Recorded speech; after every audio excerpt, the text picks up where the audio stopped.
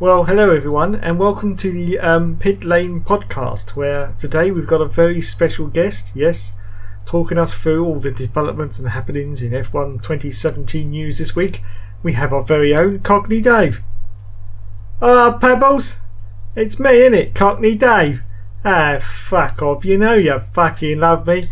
And, excuse me mate, but you can't fucking say that, can you, Pit Lane podcast, because someone else has got that. Someone put a fucking lot of effort into coming up with that name, and you've just gone and fucking stolen it from them. So if I were you, I'd fucking retract that, otherwise we're going to get done for fucking plagiarism, mate. Fucking plagiarism.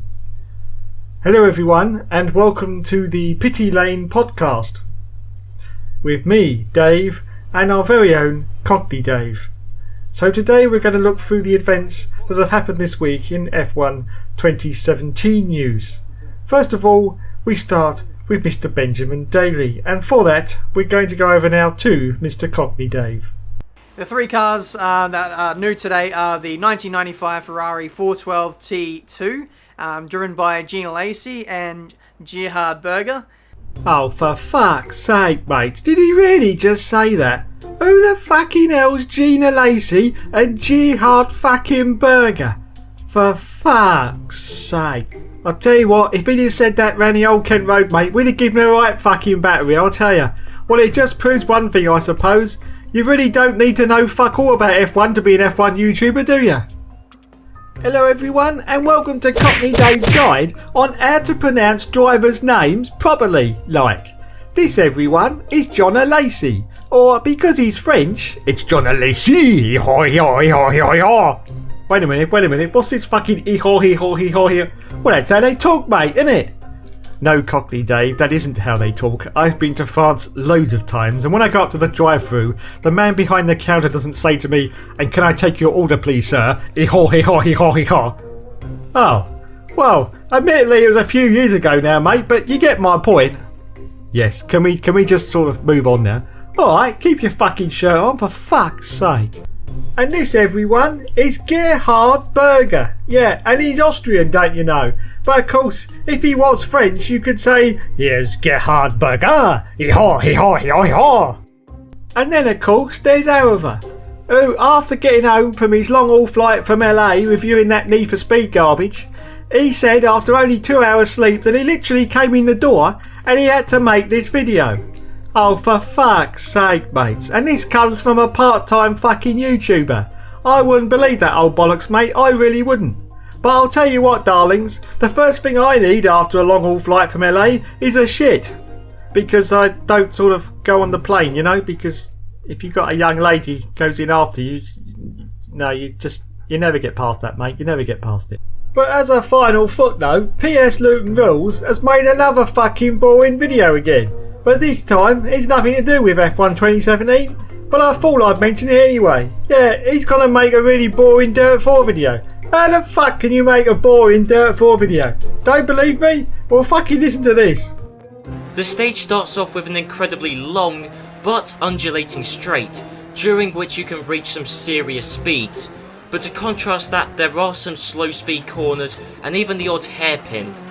The sweeping chicane-like sections will test the high-speed responsiveness and stability of every car, and finally, the quite prominent crown into certain corners will put my driving skills to the test, as well as finding out how easy it is to place the car exactly where you want and hold it there for the entire duration of the corner. Oh, for fuck's sake, mates. Anyway, I think I've had enough of this bloody podcast now. It's fucking boiling in here, and you got all the fucking windows shut, you plum. I'm going to go outside now and I'm going to wash my Lamborghini. So I'll catch you later, peeps. Ta-da! Well, thank you, Cockney Dave. That was very, very insightful indeed. Anyway, there has been a little bit of news this week about F1 2017. Lee Maffer, the head of development at Codemasters, was at a Square Enix stream where he was explaining some of the new features of the game. And within about 5 minutes, he was receiving quite a lot of hate on Twitter. I have to say, I feel quite sorry for Lee at times. He seems like a genuinely nice bloke, and he seems really committed to these Formula 1 games. But every year he seems to get a lot of criticism about features that haven't been implemented from last year, or things that have not been fixed either, like the online aspect. Also, there's been a lot of criticism this year about the classic cars, about them just being basically a gimmick and having no actual replay value whatsoever. So, also announced is an expansion of the R&D development, where now you get components of the engine and gearbox that have to be maintained, and all this just adds to the show in career mode. But of course, a lot of people play these games for online, and the online has still been heavily criticised for not being up to the job, especially when the tyre wear glitch was discovered pretty early on. And of course there's the slipstream glitch, where if you actually were removed from the lobby before the start of the race, you didn't get any slipstream on the car. Having looked at the graphics in this game, I have to say it's more a case of evolution more than revolution. I have to say it doesn't look like it's much improvement from last year's game, so it's obviously that they're probably using the same game engine. Of course, it's been optimised now for 4K, but of course not everybody has the money or the funds to dedicate over £1,000 just to play computer games. One of the things I'd like to see is just a game that works straight out of the box. I mean, how many times does a game get released now and almost straight away they have to release a patch for it? They've got a development cycle. It's not released until the 25th of August. Surely they should be able to nail down at least 99% of these bugs before it goes on sale. I'm also sadly hearing quite a few reports that people are done with this franchise.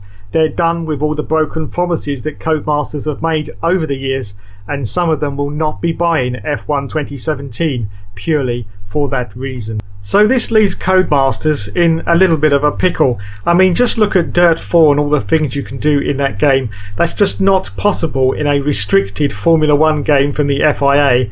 Of course, I've heard there are some new game modes on offer this year, but they're still very in a restricted format when you compare it to some of the open-ended stuff you can do in Dirt 4. Most people's favourite F1 game from Codemasters is F1 2010. But why is that? Well, because it's fun and very playable. You actually feel like you're driving along in a proper Formula 1 car. Sadly, over the years this has been pretty much missing from the Codemasters games, but it's not really a fault of Codemasters, more a fault of the real life sport itself. Once you start introducing fuel saving and ERS harvesting and all that other bollocks, everything just becomes pretty dull indeed. I just hope Codemasters produce a well-crafted Formula 1 game this year where the online works straight out of the box. Otherwise, sadly, after over 33 years playing racing video games, I may finally have to hang up my crash helmet.